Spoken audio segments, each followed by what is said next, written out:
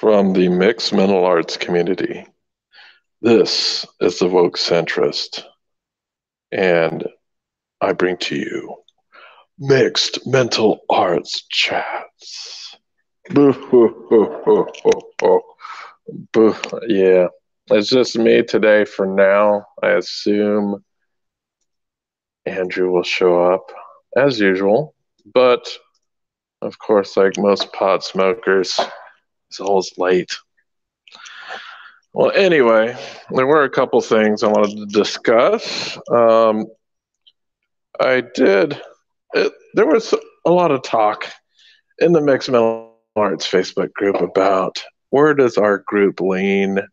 What is the consistency, like the political consistency of folks who participate in discourse over on Mixed Mental Arts? I always think it's pretty wide, not wide to the extent that there's like a bunch of loonies on the extreme fringes of the political spectrum, but we have people who are further right and further left. That's objectively observable. And it always seems that, because this is not my perspective is yes, there are some loud voices in the Facebook group who kind of put forth these very talk pointy type of arguments, posts, memes, etc., etc. It seems that some people do not aren't able to just look at what's being posted and to just realize that yes, it might be pretty far from your particular spectrum, but that doesn't represent the whole of mixed mental arts. Lots of times there are people that say, "Oh, mixed mental arts is very, very left leaning," and then people get mad at the right leaning people. It's all BS, man. It's you know these are people that you're going to encounter in life. Why not just take part in these discussions as in a sample of what you would see in the real life? That's all I'm saying. Just chill out, man. Like, there's a bunch of crazy right wingers and left wingers on the Facebook group, but I don't. That it is what it is. I'm not going to ban these people. Um, this is a place where ideas are supposed to be discussed. It's not a place where we're going to outright ban discussion of ideas. In order to counter ideas or at least argue against ideas, they must be presented in the first place. It's a sparring match. You got to know what you might encounter in real life. You got to be able to adapt. It's like if you don't have these sparring sessions, how are you going to argue your points when it really matters? And that's what I think mixed martial arts is all about. Being able to encounter these various mixed ideas so that you can wrestle with them.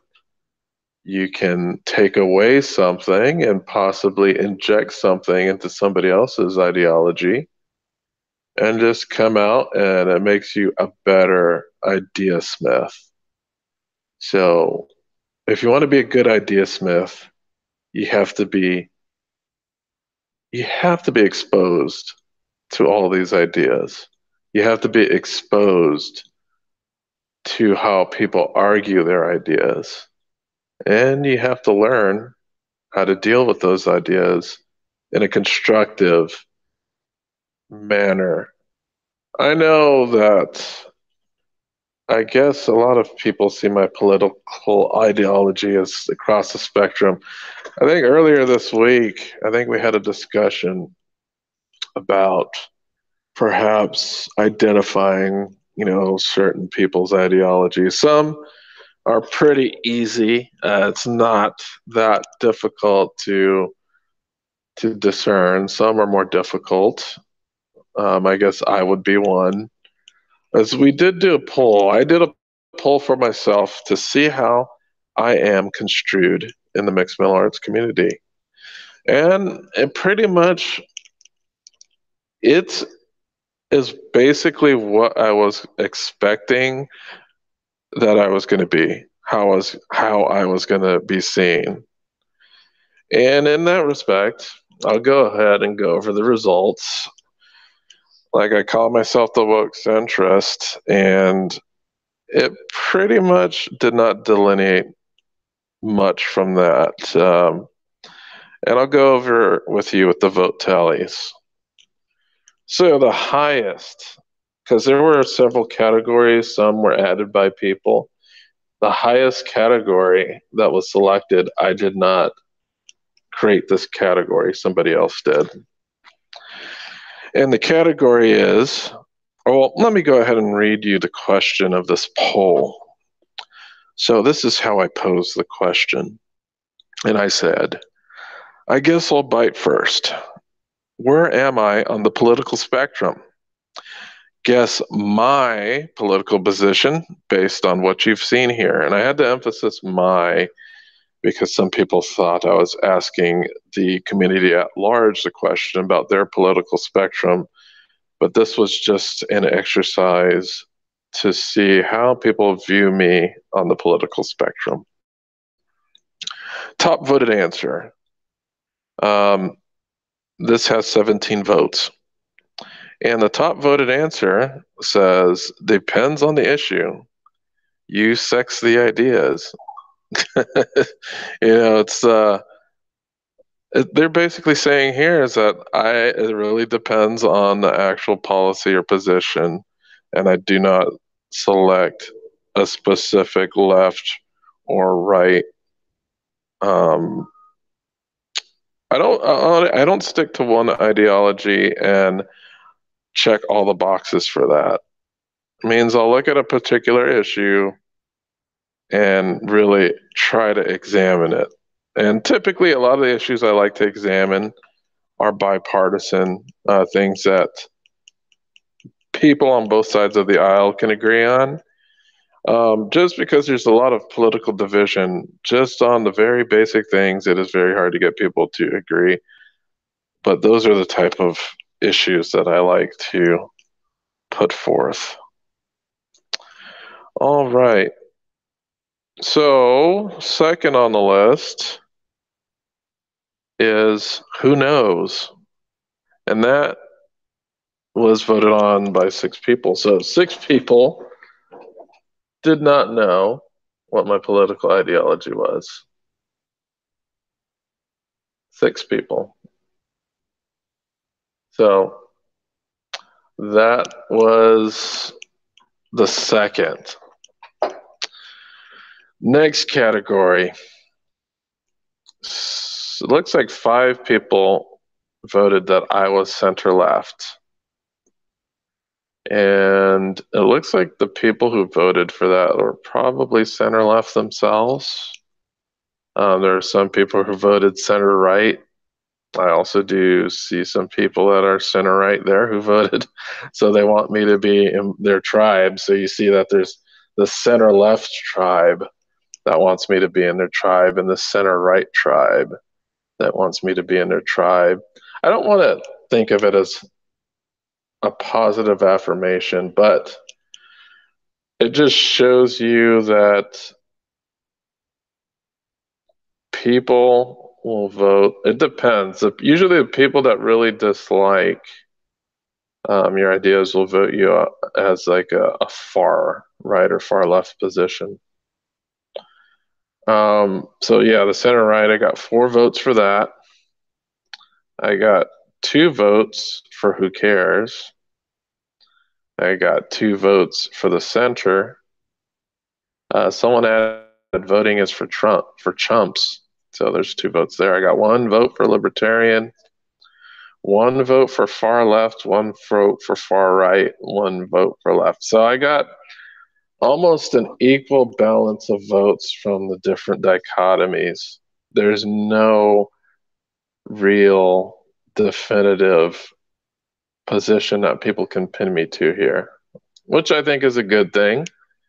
I don't like to be hamstrung and abide by specific labels because labels are very limiting.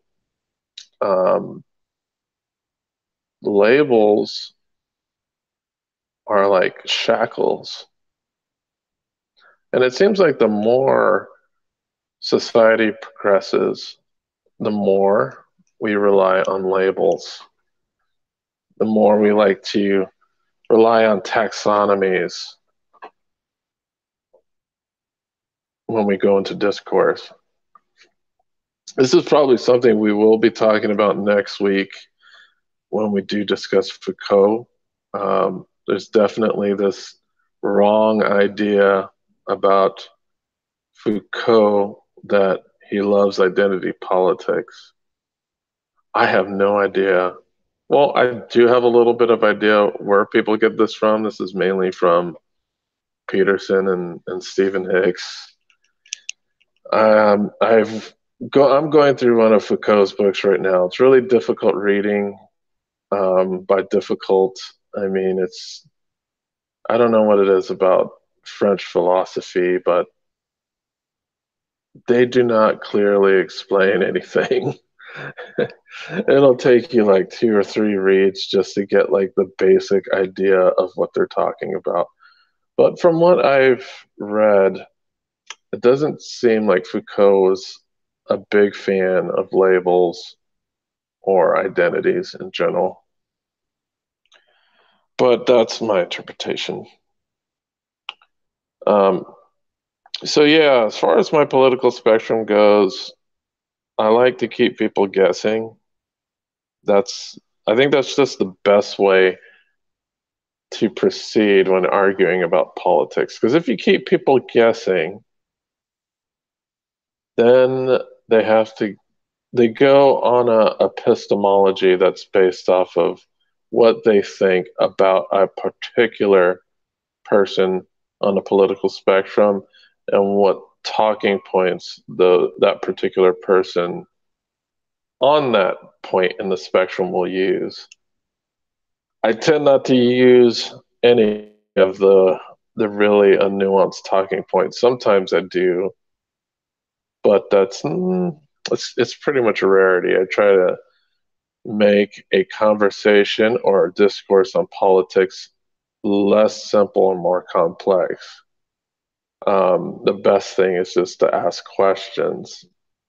And my political view is based off of unanswered questions, not based off of what is known. So if we're looking at a group of statistics, the statistics do answer a question, but there are also lots of unanswered questions that need to be addressed before you can really take in that piece of knowledge as something to use to argue for or against something. And I think this is no dig on Willie. I love Willie. He's a great guy. And he brought up it was a FBI report about hate crimes on the rise. And that's not something I can confirm or deny. I know in the report, they were talking about the statistical difference between crimes being reported between, I think it was 2016 and 2017. So in this report, it said that basically hate crimes have risen by 1,000. I think it went to 6,000 to 7,000 within the years of